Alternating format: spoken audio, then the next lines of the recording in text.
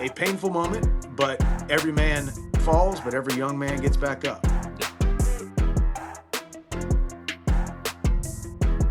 I mean, I don't want to slag him off, but it's some like bad fight IQ. No, that's what we said going into it, lad. Obviously, he's explosive, he's fast, but his fight IQ is not good. Yeah. You know what I mean? Because he was like going there, picking you right up off the floor, which gets a bit of a scream off the crowd, slamming you, and you were going and getting straight back up. I'm like, you could have saved half the energy and been on top. Oh. You know what? It's weird because he's obviously like a really fit guy, but if you do a sprint for 5 minutes, no one's going to be fit, are they? That's what he does. He just goes out there, he throws from like here, swinging. Everything he does, he's picking up full blast. It's just, it's mad for someone who has that many fights. I'm just surprised.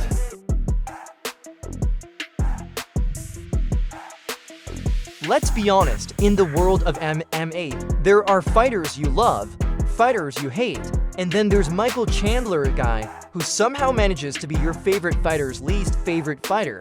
He's the rare breed who gets roasted, not just by fans, but by his own peers, and honestly, it's become a sport in itself to poke fun at him. But why is Chandler such a magnet for mockery? Why do so many fighters from different divisions and even different promotions line up to take shots at him? Let's break down the legend of Michael Chandler, the UFC's most publicly clowned fighter, and see why he's become the ultimate punchline in MMA. The Fight IQ conundrum. Athletic caveman energy first. Let's talk about Chandler's fight IQ, or, as many fighters will say, his lack thereof. Tom Aspinall and Paddy Pimblett, two of the UFC SRISING stars, recently went in on Chandler's decision-making in the cage. According to them, Chandler doesn't just make questionable choices, he makes downright bizarre ones instead of taking the easy route to victory. He'll go for the flashy, high-risk move, even when it makes zero sense. Why trip an opponent and secure top position when you can try to pick them up and slam them, right? It's like watching the world's most athletic caveman try to solve a Rubik's Cube with a hammer. And it's not just Aspinall and Pimblett. The consensus among fighters is that Chandler's explosiveness and athleticism are undeniable. Boothis, actual fight IQ, not so much. He's the guy who looks like a world beater on pads, flipping tires and doing rope workouts for Instagram. But when it comes to actual MMA strategy, he's more sizzle than steak. Fighters openly question whether he's spending enough time on the technical side of the sport, or if he's just training to look good on social media. The persona problem, is Chandler for real? But Chandler's questionable fight IQ is just the tip of the iceberg. What really seems to grind his peers' gears is his persona. To many, Chandler comes off as the ultimate try-harder guy who's always on, always delivering motivational speeches, always playing the role of the humble, God-fearing warrior. But is it genuine? Not according to a long list of fighters who've crossed paths with him. Take Josh Thompson, for example. Thompson, a respected veteran, has gone on record calling Chandler the biggest, fakest expletive I've ever met. And Thompson isn't alone. Even Benson Henderson, one of the nicest guys in MA, has reportedly called Chandler out for being disingenuous. The pattern is clear. Outside of Chandler's immediate circle, you'd be hard-pressed to find a fighter with anything nice to say about him. The criticism isn't just about Chandler's words, but his actions. Fighters who've interacted with him behind the scenes describe a guy who's all smiles and handshakes 1 minute, and then talking trash. The next dot is the classic two-faced accusation, and it's one that seems to follow Chandler wherever he goes. His holier-than-thou attitude, his endless self-promotion, and his larger-than-life persona all come off as force to many in the fight game. He's like the Dwayne "The Rock" Johnson of MMA if The Rock's motivational speech is made. You want to roll your eyes instead of run through all the cheating chronicles, breaking the rules, breaking the trust of Chandler's fight IQ and persona weren't enough. There's also the small matter of his reputation as a serial rule breaker. Let's not sugarcoat it. Chandler has been accused of cheating more times than any other active fighter in the UFC. And it's not just salty opponents making excuses. Fighters from all over the roster, and even outside his division, have called him out for his dirty tactics.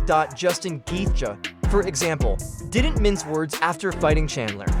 He flat out called him a cheater, pointing to repeated fouls like punches to the back of the head, eye pokes, and grabbing the cage. Dustin Poirier, another top lightweight, described how Chandler dug his fingers into his mouth and even blew his bloody nose onto Poirier's face during their fight. That's not just bending the rules, that's snapping them in half and tossing them out the window, and it's not just his opponents. During Chandler's rematch with Charles Oliveira, fighters watching at home were live tweeting their disbelief at how many fouls Chandler was getting away with. Billy Quarantillo joked about Chandler getting a free pass for back of the head shots. So Deke Yusuf quipped, "If Chandler ain't cheating, he ain't trying." Even fighters from other divisions and female fighters like Jessica Penne chimed in, asking if there had just stopped caring about the rules altogether.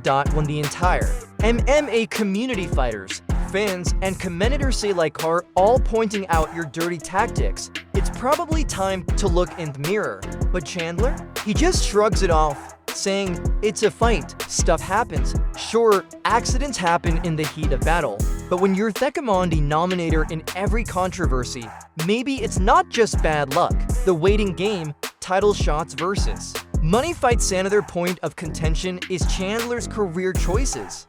When Aspinall was forced to wait for a title shot because John Jones was out, Chandler tried to draw a comparison to his own situation waiting for a big money fight with Conor McGregor. But let's be real, waiting for a title shot and waiting for a payday are not the same thing.